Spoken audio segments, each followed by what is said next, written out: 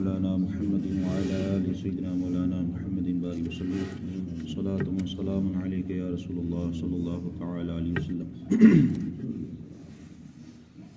بسم الله الرحمن الرحيم. فأقبل بعضهم على بعض يتلاومون. اس کے بعد جب ان لوگوں نے یہ حالات دیکھے تو اب کیا ہوا؟ اب ایک دوسرے کی طرف ملامت کرتا ہوا متوجہ ہوا. مطلب وہ تینوں بھائی تھے، اب وہ ایک دوسرے کی طرف دیکھ رہے تھے، ہائے اب کیا کریں، اتنا بڑا نقصان ہو گیا، ہم نے جو ہے اتنی بڑی اللہ اس کے رسول کی نافرمانی کی، اب کیا کریں. قالوا یا ویلنا انا کنا طاغین. تو بولے ہائے خرابی ہماری، بے شک ہم سرکش تھے. مطلب انہوں نے اپنے گناہ کا اعتراف کر لیا کہ ہم سے واقعی یہ گناہ ہوا ہے، ہمیں ایسا نہیں کرنا چاہیے تھا. انہوں نے اللہ رب العزت کی بارگاہ میں سچے دل کے ساتھ توبہ کی، اور توبہ کرنے کے بعد پھر اللہ تعالیٰ سے انہوں نے امید رکھی، تو اللہ تعالیٰ نے ان کے لیے بہتر جزا عطا فرمائی. جیسے قرآن نے فرمایا عسیٰ ربنا ان یبدلنا خیرا منہا انا الی ربنا راغبون.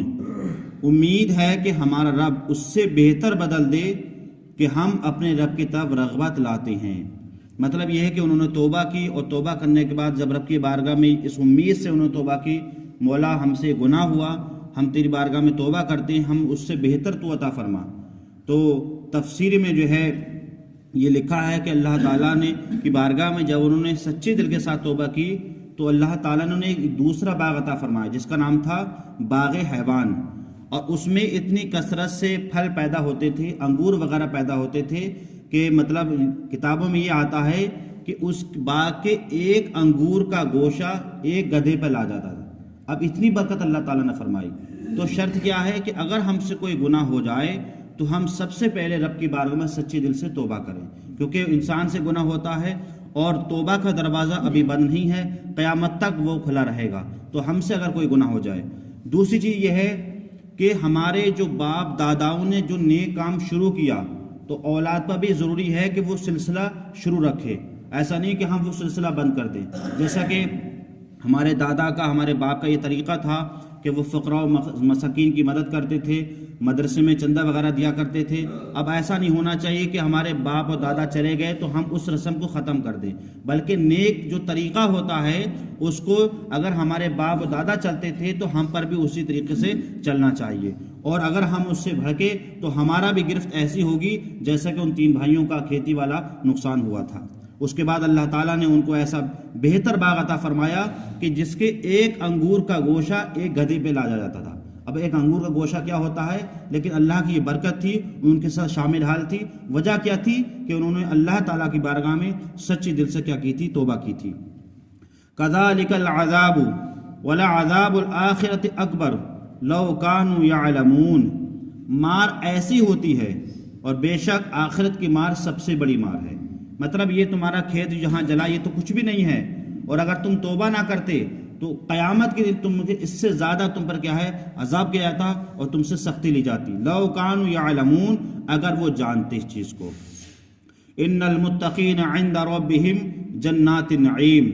بے شک ڈر والوں کے لیے ان کے رب کے پاس چین کے باغ ہیں. چین کے باغ سے مراد یہاں جنت ہے، اور جنت کے آرام اور اس کی آشائش ہے. مطلب جو لوگ دنیا میں اللہ سے ڈرتے ہیں اور اللہ کے احکام پر عمل کرتے ہیں تو اللہ تعالیٰ اپنے ڈر ہونے کی وجہ سے ان کو جنت میں جگہ عطا فرماتا ہے. افا نجعل المسلمین کالمجرمین. کیا ہم مسلمانوں کو مجرموں سا کر دیں گے. مطلب یہ تھا، اس کا شان نزول یہ تھا کہ کفار جو مشرکین ہیں وہ مسلمانوں سے یہ کہتے تھے کہ دیکھو جس طریقے سے آج ہم دنیا کے اندر آرام سے رہ رہے ہیں، کھا رہے ہیں، پی رہے ہیں، جہاں چاہ رہے ہیں جا رہے ہیں، جو چاہیں وہ کر رہے ہیں، ایسے ہی ہم مرنے کے بعد بھی کریں گے. مطلب مرنے کے بعد بھی ہمیں جنت ملے گی اور تمہیں کچھ نہیں ملے گا. یہ مسلمان سے کہتے تھے. تو رب نے فرمایا افا نجعل المسلمین کالمجرمین. کیا ہم مسلمانوں کو مجرموں سا کر دیں گے؟ نہیں، بلکہ جو دنیا میں آج شریعت خلاف کام کر رہے ہیں تو ان کا ٹھکانہ جہنم ہوگا، اور جو شریعت کے دائرے میں رہ رہے ہیں ان کا ٹھکانہ کیا ہوگا؟ جنت ہوگا. جیسے کہ حدیث پاک میں ہے میرے آقا صلی اللہ علیہ وسلم نے ارشاد فرمایا کہ دنیا جو ہے وہ مومنین کے لیے یعنی مسلمانوں کے لیے قید خانہ ہے اور کافروں کے لیے جنت ہے۔ اب اس کا دوسرا پہلو، آخرت میں جو ہے جنت جو ہوگی وہ مسلمانوں کا ٹھکانہ ہوگا اور کفار و مشرکین کے لیے کیا ہوگی؟ وہ جہنم ہوگی۔ تو اس لیے یہ ہے کہ یہاں پر شریعت قید میں رہنے سے مراد یہ ہے کہ شریعت کے دائرے میں رہنا، شریعت کی جہاں حد ہے اس حد کے اندر رہنا، یہ کیا ہے؟ مومنین کے لیے قید خانہ ہے۔ تو ایسا نہیں ہوگا کہ ہم دنیا میں ان کو قید رکھیں، بلکہ دنیا میں اگر وہ شریعت کے دائرے میں رہیں گے تو آخرت میں اللہ تعالیٰ ان کو کیا دے گا؟ ان کو جنت میں جگہ عطا فرمائے گا۔ ما لکم کیف تحکمون، تمہیں کیا ہوا ہے کہ کیسا حکم لگاتے ہو؟ مطلب یہ مشرکین سے کہا گیا کہ تمہیں کیسے معلوم ہے کہ جو حکم لگانا ہمارا کام ہے، جنت دوزخ دینا ہمارا کام ہے، تم مسلمانوں سے ایسا کیوں کہتے ہو؟ ام لکم کتاب فیہ تدرسون، کیا تمہارے لیے کوئی کتاب ہے اس میں پڑھتے ہو؟ مطلب تم مسلمانوں سے یہ کہہ رہے ہو کہ ہم دنیا میں بھی آرام سے رہ رہے ہیں، آخرت میں بھی آرام سے رہیں گے، اور تمہیں بھی جو ہے وہ مجرم کی طرح رکھا جائے گا۔ تم جو مسلمانوں سے کہہ رہے ہو تمہارے پاس کیا ہے؟ کیا کوئی کتاب ہے؟ انا لکم فیہ لما تخیرون، کہ تمہارے لیے اس میں جو تم پسند کرو۔ مطلب تمہارے پاس کوئی اپنی کوئی کتاب ہے؟ ایسا کچھ نہیں ہے، بلکہ وہ اپنی طرف سے کہہ رہے تھے۔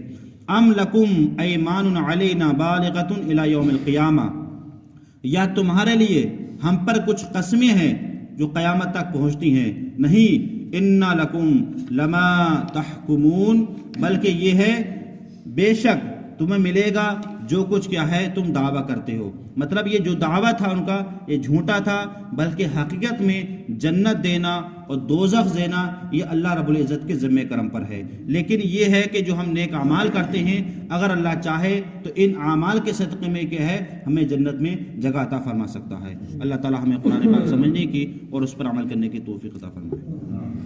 اللہ